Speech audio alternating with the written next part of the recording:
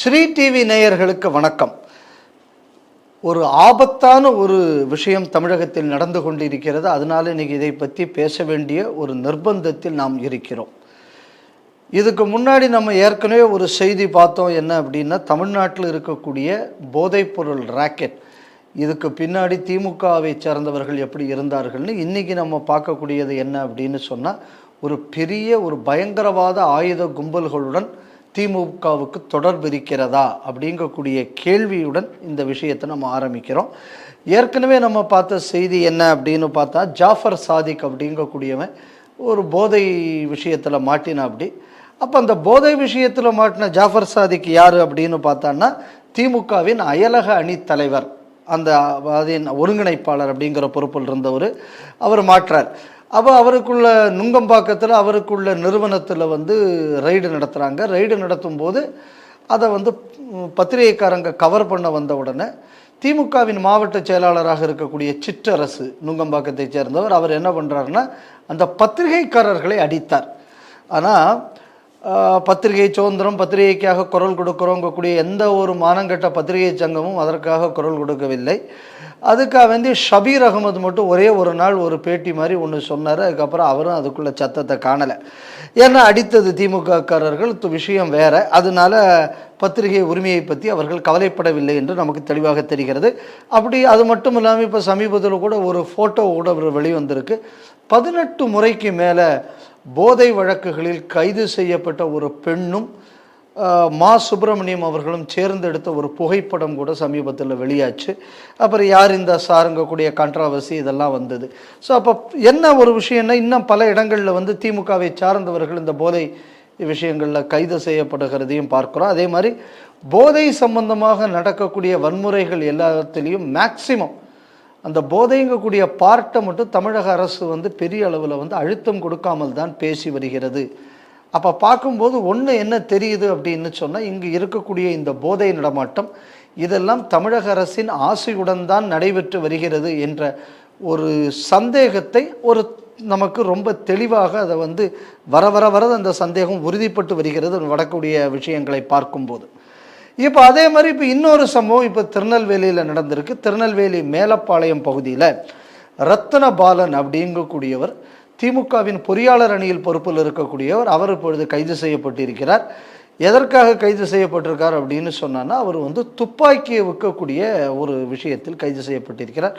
காவல்துறையினர் என்ன சொல்லியிருக்காங்க அப்படின்னு சொன்னால், ஏதோ ஒரு அதிபருக்கு ஒருத்தருக்காக வேண்டி அவர் அந்த துப்பாக்கியை விற்க முற்பட்டார்.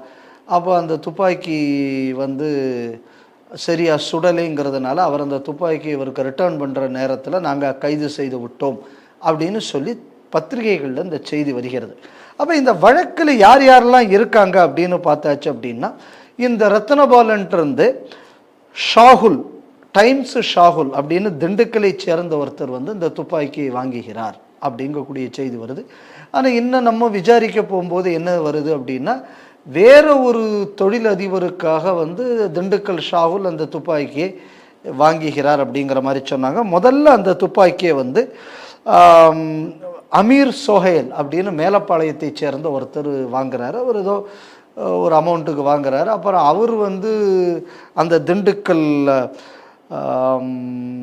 ஷாகுல், அதாவது டைம்ஸ் ஷாகுலுங்கக்கூடிய திண்டுக்கல் ஷாகுலுக்கு அதை கொடுக்குறாரு. அவர் ஒரு தொழிலதிபருக்கு ஏதோ 1.5 லட்சம் ரூபாய்க்கு ஏதோ விற்றாருங்கிற மாதிரி சொல்கிறாங்க. அது இன்னும் உறுதிப்படுத்தப்படவில்லை அந்த தகவல்கள். ஸோ அந்த 1.5 லட்சம் ரூபாய்க்கு அந்த வாங்கின ஆள் அதை துப்பாக்கியை சுடும்போது அது சரியாக வேலை செய்யலைன்னு திருப்பி அவர் இவங்கள்ட்ட அதை ரிட்டர்ன் பண்ணுறார். அப்போ ரிட்டர்ன் பண்ணும்போது என்ன அப்படின்னா, ரத்னபாலனோட முசாமில் அப்படிங்கக்கூடிய ஒருத்தரும் அந்த இடத்துல இருக்கார். அவங்கள்ட்ட ரிட்டர்ன் பண்ணும்போது போலீஸ்காரங்க கைது செய்கிறார்கள்ங்கிற மாதிரியான செய்தியெல்லாம் நம்ம பார்த்துக்கிட்டு இருக்கோம். இப்போ இதில் எதை கவனிக்கணும் அப்படின்னு பார்த்தாச்சுன்னா, யார் இந்த ரத்னபாலன் அப்படின்னு பார்த்தாச்சுன்னா, முன்னாள் மேயர் உமா மகேஸ்வரியின் உறவினர் அப்படின்னு சொல்லலாம். முள்ளிக்குளம் அப்படிங்கக்கூடிய ஒரு ஊரை சேர்ந்தவர். யார் இந்த இன்னொரு ஒரு தொடர்பு இந்த ரத்னபாலனுக்குள்ளே ஒரு உறவினர், அவர் பேர் முள்ளிக்குளம் பிரபுன்னு பேர். யார் அந்த முள்ளிக்குளம் பிரபு அப்படின்னா, பாரதிய ஜனதா கட்சியைச் சேர்ந்த ஜெகன் என்பவரை கொஞ்ச நாட்களுக்கு முன்னாடி கொன்றார்கள். அந்த கொன்னதில் அக்யூஸ்ட் இந்த முள்ளிக்குளம் பிரபு. அந்த நேரத்தில் பிஜேபியின் மாநில தலைவராக இருந்த திரு அண்ணாமலை அவர்கள் திமுக இப்போ பிஜேபியை வந்து ரவுடிகளை வைத்து கொலையும் தாக்குதல்களும் திமுக செய்து வருகிறது அப்படிங்கக்கூடிய அந்த குற்றச்சாட்டை திரு அண்ணாமலை அவர்கள் இந்த சம்பவம் நடந்த உடனே அவர் முன்வைத்தாருங்கக்கூடியதை நாம் மறந்து விடக்கூடாது. இப்போ அவருக்குள்ள ரிலேட்டிவ் தான் இந்த ரத்தினபாலன். அப்போது நமக்கு ஒரு விஷயம் தெளிவாக தெரிகிறது, ஒரு குடும்பத்தில் பலர் இப்போ என்னென்ன மாதிரியான நடவடிக்கைகள் ஈடுபடுகிறார்கள் அப்படின்னு. ஆனால் இதில் இன்னொரு ஒரு முக்கியமான ஒரு முடிச்சுங்கக்கூடியது இந்த இடத்துல தான் இருக்குது. இப்போ இந்த ரத்தினபாலன்ட்டு இந்த துப்பாக்கியை வந்து இந்த டைம்ஸ் ஷாகுல் அப்படிங்கக்கூடிய ஷாகுலுங்கக்கூடியவனுக்கு வாங்கி கொடுக்குறாங்க. வாங்கி கொடுக்குறவனுக்குள்ள பேர் என்ன அப்படின்னு சொன்னான்னா மேலப்பாளையத்தை சேர்ந்த அமீர் சோஹேல் அப்படிங்கக்கூடியது இவனுக்குள்ள பெயர். யார் இந்த அமீர் சோஹேல்? சரி, இப்போ இதை வாங்கி கொடுக்கறதுல இவரோடு கூட யாரெல்லாம் இருந்தாங்கன்னா முசாமில் அப்படின்னு சொல்லக்கூடிய ஒருத்தரும் மேலப்பாளையத்தை சேர்ந்த முசாமில் இருந்திருக்கான். அப்போ இந்த மேலப்பாளையம் முசாமில், இந்த அமீர் சோஹேல், இவங்க 2 பேரையும் கூட இந்த டைம்ஸ் ஷாகுல் இவங்க 3 பேரும் சேர்ந்து பெர்டின் ராயன் அப்படிங்கக்கூடிய ஒருத்தரை கொலை செய்வதற்காக முயற்சி செய்தார்கள் அப்படிங்கக்கூடிய வழக்கு ஒன்று இவர்கள் மேலே இருக்கு. எதற்காக பெர்டின் ராயரை கொலை செய்தார்கள் அப்படின்னு சொல்லியாச்சுன்னா, முல்லான் சையத் அலி அப்படின்னு ஒருத்தன், இந்த முல்லான் சையத் அலி அப்படிங்கக்கூடியவன் வந்து ஒரு நிலம் வாங்குறதுல ஒரு ரெஜிஸ்டர் ஆஃபீஸில் ஒரு தவறு செய்வதை இந்த பெர்டின் ராயனுங்கக்கூடியவர் வெளிக்கொண்டு வந்துவதற்காக அந்த முல்லான் சையத் அலியும் இவங்க 3 பேரையும் கூட்டிக்கிட்டு போய் அந்த ஆளை வெட்டுறதுக்கு போகிறாங்க. அவன் வெட்டினதில் அதிர்ஷ்டவசமாக அவர் உயிர் தப்பி விட்டார். சரி, அப்போ அதுவும் ஒரு சொத்து விஷயம் தானே. அப்போ இதில் எங்கே பயங்கரவாத ஆங்கிள் வருது அப்படின்னு நீங்கள் கேட்கலாம். அப்போ யார் இந்த முல்லான் சையத் அலி அப்படின்னு பார்த்தாச்சுன்னா, பாரதிய ஜனதா கட்சியின் திருச்சியின் மாநகர தலைவராக இருந்த டாக்டர் ஸ்ரீதர் அவர்களை கொன்ற வழக்கில் இவன் ஒரு அக்யூஸ்ட். இவன் மேல் குற்றச்சாட்டப்பட்டது. ஆனால் அந்த வழக்கில் அவன் வந்து விடுதலை செய்யப்பட்டிருக்கிறான் அப்படிங்கக்கூடியதை நம்ம ஒன்று பார்க்கணும். அதுக்கப்புறம் ஒரு போலீஸ் இன்ஃபார்மர், அவர் ஒரு துலுக்க சமுதாயத்தை சேர்ந்தவர், அவனை வெட்டி கொன்ன ஒரு கேஸிலையும் இந்த முல்லான் சையத் அலி அக்யூஸ்ட். ஆனால் அந்த கேஸிலையும் அவன் புத்திசாலித்தனமாக எப்படியோ, இல்லைன்னா எப்படி சாட்சியை கலைச்சானோ, இல்லைன்னா காவல்துறை ஒழுங்காக இந்த கேஸை நடத்தலையோ என்னவோ தெரில, அதுலேயும் தப்பி வெளியில் வந்துட்டா. அப்படி அதுக்கப்புறம் ஒரு மெஹரு நிசான்னு நினைக்கிறேன் அந்த பெண்ணோட பேர். அந்த பெண் வந்து தவறான நடவடிக்கையில் ஈடுபட்டது அப்படின்னு சொல்லி அந்த பெண்ணை கழுத்தை அறுத்து கொன்றார்கள். அந்த வழக்கில் தண்டனை பெற்று சிறையில் இருந்தவன் இந்த முல்லான் சையத் அலி. ஸோ இந்த முல்லான் சையத் அலிக்குள்ள இந்த பேக்ரவுண்டு நீங்கள் பார்த்தீங்க அப்படின்னு சொன்னால், அல்லும்மாங்கக்கூடிய பயங்கரவாத இயக்கம், கோவை தொடர் குண்டு வெடிப்புக்கு காரணமானது, RSS ஆஃபீஸ் குண்டு வெடிப்புக்கு காரணமானது, இந்த மாதிரி பல குண்டு வெடிப்புகளுக்கு காரணமான அந்த அமைப்பை சேர்ந்தவன் தான் இந்த முல்லான் சையத் அலி. இந்த முல்லான் சையத் அலியோட இந்த 3 பேரும் ஏற்கனவே நான் சொன்ன அந்த பெர்டின் ராயன் அந்த வழக்கில் இவர்கள் இருந்தார்கள். இதில் இன்னொரு விஷயம் நம்ம எதை கவனிக்கணும் அப்படின்னு சொல்லியாச்சுன்னா, இதில் இந்த முல்லான் சையத் அலி இந்த பெர்டின் ராயன் வழக்கில் குண்டாஸ் போடப்பட்டது. அதில் இந்த திண்டுக்கல் ஷாகுல் பேர்லையும் முசாமில் பேரில் மட்டும்தான் குண்டாஸ் போடப்படவில்லை என்பதையும் நம்ம புரிஞ்சுக்கணும். அதுக்கப்புறம் இவங்க மேலே போட்ட குண்டாஸ் வழக்கில் 70-80 நாட்களில் இந்த குண்டாஸை உடைத்து இவர்கள் அனைவரும் வெளியே வந்து விட்டார்கள் என்பதும் உண்மை. அடுத்தது என்ன, இந்த திண்டுக்கல் டைம்ஸ் ஷாகுலை பற்றி நம்ம தெரிஞ்சுக்கணும் அப்படின்னு சொன்னால், திண்டுக்கல்ல ஒரு பயங்கரவாதி இருக்கான். அவன் பேர் அல் ஆசித்னு பேர். ஹிந்து முன்னணி பேரமைப்பை சேர்ந்த சங்கர் மேலே கொலைவெறி தாக்குதல் நடத்தியவனும் அந்த அல் ஆசித். இந்த அல் ஆசித் வந்து ஒரு பெரிய கட்ட பஞ்சாயத்து ராக்கெட்டை திண்டுக்கல்ல நடத்திக்கிட்டு இருக்கான். அப்போ இந்த அல் ஆசித்துக்குள்ள சொந்தக்காரன் ஒருத்தனை என்ன பண்ணுறான் அப்படின்னு சொன்னால், இந்த திண்டுக்கல் ஆசித் இந்த ஷாகுல் டைம்ஸ் ஷாகுல் இந்த திண்டுக்கல் பேகம்பூரை சேர்ந்தவன், இவன் பட்ட பகலில் ரோட்டில் வச்சு வெட்டி கொள்கிறான். இப்போ இந்த ஷாகுலுக்கும் இந்த பயங்கரவாத அமைப்புகளுக்கும் முல்லான் சையத் அலி நான் ஏற்கனவே சொன்னேன், இவங்க எல்லாருமே நீங்கள் பார்த்தீங்கன்னா இந்த மாதிரியான முல்லான் சையத் அலி அப்படிங்கக்கூடிய ஒரு பயங்கரவாத தாக்குதலில் ஈடுபட்டவனோட தொடர்புடையவர்கள். இதை நம்ம நல்லா புரிஞ்சுக்கணும். இன்னும் சொல்ல போயாச்சுன்னா, பெங்களூரில் உள்ள பிஜேபி ஆஃபீஸில் குண்டு வைக்கப்பட்டது. அதற்கான அந்த குண்டு செய்யக்கூடியது இதெல்லாம் வந்து திருநெல்வேலி இப்போ தென்காசி மாவட்டத்தில் இருக்கிற அச்சன்புதூரில் நடந்தது. அங்கே ஒரு வழக்கு இருக்குது. அந்த வழக்கிலும் இந்த முல்லான் சையத் அலி தொடர்புடையவனாக இருக்கிறான். அப்போது இந்த முல்லான் சையத் அலி கூட்டத்துக்கு இந்த துப்பாக்கியானது விற்கப்பட்டிருக்கிறது என்பதை பார்க்கும்போது, இப்போது ஏற்கனவே நம்ம பார்த்த போதைக்கும் திமுகவுக்கும் உள்ள தொடர்பு எப்படின்னு பார்த்தோம்.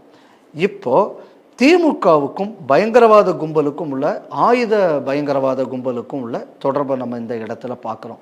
இதோட நம்ம எதை ஒப்பிட்டு பார்க்கணும் அப்படின்னு சொன்னால், கோயம்புத்தூரில் நடந்த அந்த குண்டு வெடிப்பை வந்து கேஸ் சிலிண்டர் வெடித்ததுன்னு சொல்லி திமுக அரசு அதை மூடி மறைக்க முயற்சி செய்தது. நல்ல காலம் என்னையே அந்த கேஸை டேக் ஓவர் பண்ணதுனால அது இல்லை, அது வெடிகுண்டு என்பது வந்து உறுதியாச்சு. ஸோ இதெல்லாம் நம்ம பார்க்கும்போது, ஒரு பக்கம் போதை கடத்தல், இன்னொரு பக்கம் ஆயுத பயங்கரவாதம், இது இரண்டையும் இன்று திமுக அரசு தமிழகத்தில் செய்து வருகிறதா?